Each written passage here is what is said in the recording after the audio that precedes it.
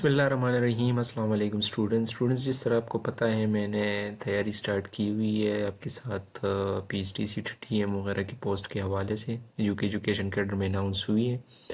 तो मैंने मैथ से स्टार्ट किया हुआ है क्लास 3 का यूनिट नंबर 4 तक तो मैंने कर लिया है और प्लेलिस्ट में ऐड की हुई है, आप वहाँ पे जाके देख सकते हैं। तो आज यूनिट नंबर 5 स्टार्ट करेंगे जो कि टाइम के हवाले से है। जिस तरह यूनिट नंबर 4 में मैंने लेंथ मास कैपेसिटी के यूनिट डिस्कस की और एडिशन सब्ट्रैक्शन की बात की, बिल्कुल उसी तरह आपने उसको भी फॉलो करके बिल्कुल यहाँ पे टाइम के हवाले से भी करना है। सिर्फ ये याद रखिए कि टाइम का जो यूनिट है वो सेकंड भी है, वो मिनट भी है, वो आवर भी है, वो डे भी है, वो वीक भी है, मंथ भी है, ईयर भी है, सेंचुरी भी है, मिलेनियम भी है। ठीक है, ये सारे जो हैं मैं थोड़ा एडवांस लेवल में गया लेकिन यहाँ क्लास 3 के बुक में सिर्फ यहाँ तक आपने करना है, ये तीनों। ठीक है, सेकंड, मिनट और आवर में। ठीक है, तो 1 मिनट में आपने याद रखना कि 1 मिनट में 60 सेकंड होते हैं। ठीक हो गया, और 1 घंटे में 60 मिनट होते हैं। ठीक है, तो ये याद रखना है। बाकी इसकी एडिशन की बात है इसी यूनिट में कि लेट सपोज मैं कहूँ कि 2 मिनट 3 सेकंड और 2 मिनट 4 सेकंड, तो आपने बस सिर्फ यूनिट को यूनिट के नीचे सब्ट्रैक्शन और एडिशन में लिखना है और फिर ऐड करके वही अपना यूनिट आपने अ, लिखना है। ठीक है, बस इसी चैप्टर में सिर्फ यही है। ठीक है, तो इसी वीडियो में मैं यूनिट नंबर 5 में भी जाऊंगा ज्योमेट्री के हवाले से और वो भी डिस्कस करूंगा। ठीक है, तो चले नेक्स्ट यूनिट की तरफ जाते हैं, यूनिट नंबर 6 की तरफ। तो अब हम यूनिट नंबर 6 ज्योमेट्री स्टार्ट कर रहे हैं। इसमें जो ज़रूरी चीज़ें हैं वो मैं आपके साथ डिस्कस करूंगा, जिसकी चांसेस हैं या उसको समझना ज़रूरी है। उसमें है ये डिफरेंट शेप्स है, रेक्टेंगल, स्क्वायर, सर्कल और ट्राइंगल। ठीक है, ये दोनों चीज़ें नहीं है, इस पर मैं क्रॉस लगवा लूँगा, ये अभी छोड़। सबसे पहले तो आपको पता होना चाहिए कि रेक्टेंगल के जो अपोजिट साइड होंगे, मतलब ये और ये साइड इक्वल होगा। ठीक है, और ये साइड इक्वल होगा। स्क्वायर में जो ये ऑल साइड्स है ना, ये इक्वल होते हैं, और सर्कल में पॉइंट से जिस साइड पे आप जाओगे इक्वल इन लेंथ होगा। ठीक है, और ट्राइंगल के ये साइड्स जो हैं कभी इक्वल भी हो सकते हैं, अनइक्वल भी हो सकते हैं, depending upon the shape of the triangle. ठीक है, तो ये क्यों ज़रूरी है? सबसे पहले तो आपको ये पता होना चाहिए कि पैरामीटर के हवाले से अक्सर क्वेश्चन आते हैं। सपोज दे देते हैं कि एक रेक्टेंगल है कि इसका लेंथ इतना है और विड्थ इतना है, तो इसका जो पैरामीटर है वो मालूम करें। तो इसका जो फार्मूला है वो है length multiply by width. Simple तो ये है, या फिर आप इस तरह करें कि सम ऑफ ऑल साइड्स कर ले, ये भी ठीक है। या इस तरह कर ले कि 2 into length plus 2 into width, मतलब कि 2 ये लेंथ और ये विड्थ। ठीक है, इस तरह भी कर सकते हैं। तो ये था रेक्टेंगल का फॉर्मूला। इसके बाद जो स्क्वायर का है, स्क्वायर में ऑल साइड इक्वल होते हैं, तो सिंपल है कि sum of all side is equal to parameter of the square. और सिंपल ये है कि लेंथ मल्टीप्लाई बाय विड्थ कर ले तो आप उसके साथ पैरामीटर आ जाएगा। ठीक है, इसके बाद सर्कल है, तो सर्कल का जो पैरामीटर मालूम करने के लिए जो फार्मूला है वो पाई आर स्क्वायर है। ठीक है, R radius of the square है और पाई की वैल्यू जो है वो कांस्टेंट है, 3.14 समथिंग है। ठीक है, इसके बाद ट्राइंगल है, तो ट्राइंगल की पैरामीटर मालूम करने के लिए या तो सिंपल कर ले सम ऑफ ऑल साइड्स, या यही है कि 1/2 बेस मल्टीप्लाई बाई हाइट, ये फार्मूला है। इस पे इस तरह के क्वेश्चन आ सकते हैं। लेट सपोज मैं ट्राइंगल पे बता दूं, लेट सपोज एक ट्राइंगल है ए, ये बी हो गया, ये सी हो गया। ठीक है, यहाँ की जो लेंथ है A to B 3 है, B to C 2 है, और सॉरी A to C 2 है और B to C 1 है। तो कहेंगे कि पैरामीटर ऑफ द ट्राइंगल क्या है, तो आपने सिंपल ये करना है कि 3 + 2 + 1 इज इक्वल टू 6। तो parameter of the triangle is 6। Same is the case applied for rectangle, square और सर्कल। ठीक है, तो ज्योमेट्री में ये चीज़ ज़रूरी थी, आपने ये याद रखना है सिर्फ के रेक्टेंगल का पैरामीटर किस तरह मालूम करेंगे, स्क्वायर का किस तरह, सर्कल का किस तरह, ट्राइंगल का किस तरह, या ये कि रेक्टेंगल में अपोजिट साइड इक्वल होते हैं। इस तरह के एमसीक्यूज भी आ सकता है कि कौन से शेप का जो है अपोजिट साइड इक्वल होते हैं, या कौन सा स्क्वायर के ऑल साइड इक्वल होते हैं, अनइक्वल होते हैं, इस तरह के क्वेश्चंस। या सर्कल के पॉइंट से जो लेंथ होती है वो इक्वल होती है, अनइक्वल होती है। या ये भी हो सकता है कि रेक्टेंगल के कितने साइड्स होते हैं, वर्टिसेस कितने हो सकते हैं, इस टाइप के क्वेश्चंस वो लेकर आ सकते हैं। ठीक है, तो ये ज्योमेट्री के हवाले से तो बहुत शॉर्ट लेक्चर था।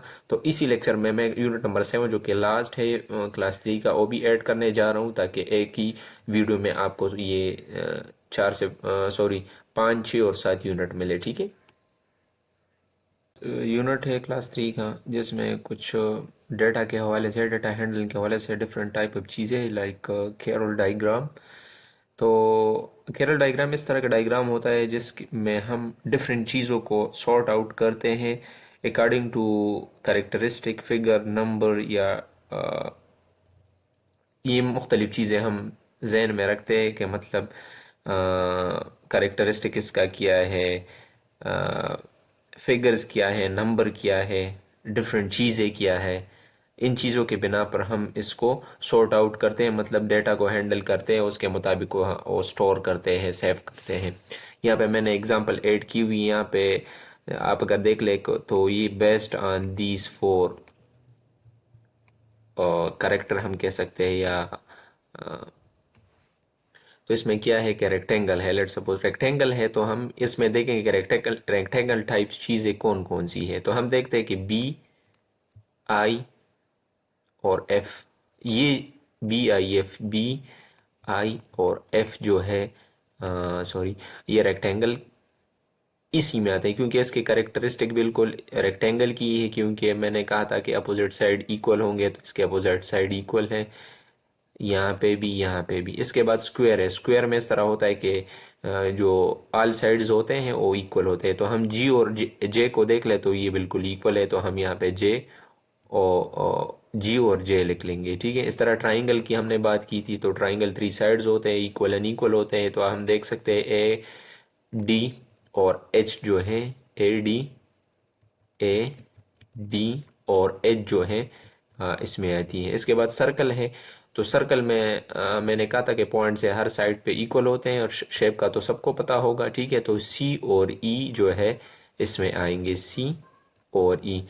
तो आपको बस ये पता होना चाहिए कि कॉल डायग्राम हम किस लिए यूज़ करते हैं। इसलिए यूज़ करते हैं कि हम डिफरेंट चीज़ों को सॉर्ट आउट करते हैं based on it's characteristic, shape या नंबर वगैरह, इसके बिना पर हम इसको ऐड करते हैं। ठीक है, अगला जो है वो मैं ऐड करने जा रहा हूँ, ये। ठीक है, एक मिनट। इसके बाद है ये टेलीग्राफ जो होती है। ठीक है, हो गया टेलीग्राफ। तो एक minute, telegraph, tele chart, sorry, tele chart. इसमें इस तरह करते हैं कि हम अ, किसी चीज़ की फ्रीक्वेंसी मालूम करते हैं, किसी चीज़ के। लेट सपोज यहाँ पे मैंने एग्जांपल ऐड की हुई है, यहाँ पे 2 दिया गया है, तो इसका मतलब ये है कि ये चीज़ें जो है 2 है। लेट सपोज मैं कहूँ कि ये एप्पल्स है, तो इसकी फ्रीक्वेंसी 2 है। तो हम टेली चार्ट के मदद से क्या करते हैं, किसी चीज़ की फ्रीक्वेंसी मालूम करते हैं कि क्या है, कितनी है। या लेट सपोज मैं कहूँ कि यहाँ पे दिया गया है 1, 3, 2, 4। ठीक है, ये दिया गया है। अब टेली चार्ट के मदद से हम मैं क्या करूँगा, मैं इस तरह करूँगा कि मैं देखूंगा कि किस बेस पे मैं इसको डिवाइड कर लूँ। तो मैं कहूँगा कि यार 1 और 3 ये 2 है, तो मतलब मैंने पढ़ा था कि ऑड नंबर इस तरह होते हैं कि इसमें क्या है कि ये डिविजिबल बाई 2 नहीं है। तो मैं कहूँगा कि यहाँ पे लिख लूँगा कि ऑड, टेली में लिख लूँगा ऑड। ठीक है, सॉरी, यहाँ पे टेली में लिख दिया मैंने ऑड। और दूसरा क्या है कि इवन भी पढ़ा था कि 2 पे डिविजिबल है, तो इवन लिख लूंगा। ठीक है, इवन लिख लिया। अब ऑड नंबर कितने हैं, 1 और 2, तो मैं लिख लूंगा कि इसमें 1 और 3 जो है फ्रीक्वेंसीज की 2 है, मतलब 2 नंबर डिजिट है, तो 1 और 3 ऑड है। 2 और 4 मतलब कि 2 क्या है, इवन है। तो टेली चार्ट इसके लिए यूज होता है। ठीक है, टॉपिक है कि पिक्चर ग्राफ। तो as the name indicate, picture graph से हमें ये भी पता चल रहा है कि ए पिक्चर का must have title, symbol, label और की टू बी कंप्लीटेड।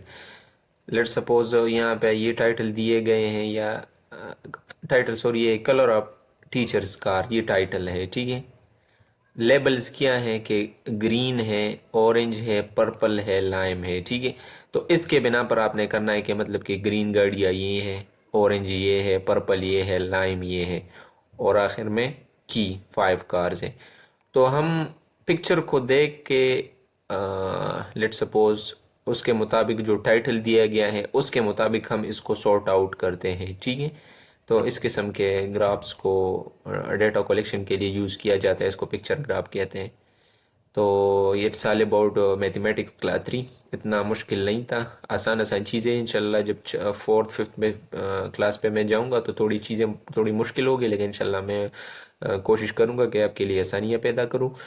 और अब मैं इंशाल्लाह अगली वीडियोस क्लास 4 मैथमेटिक्स पे बनवाऊंगा। तो दुआओं में याद रखिएगा, तब तक के लिए अल्लाह हाफिज़। और हाँ, अम, इस तरह है कि आपने क्लास 3 से स्टार्ट करना है, ये देखना है, फिर क्लास 4 पे स्किप होना है। उसकी वीडियो मैं मी में ऐड करूँगा। तो इस तरह आपकी तैयारी बिल्कुल मेरे साथ अच्छी जाएगी इंशाल्लाह, कोई मसला आपको नहीं होगा। फिर भी कोई मसला हो, कोई सजेशन हो तो आप कमेंट सेक्शन में मुझे बता सकते हैं, ठीक है। अल्लाह हाफिज़।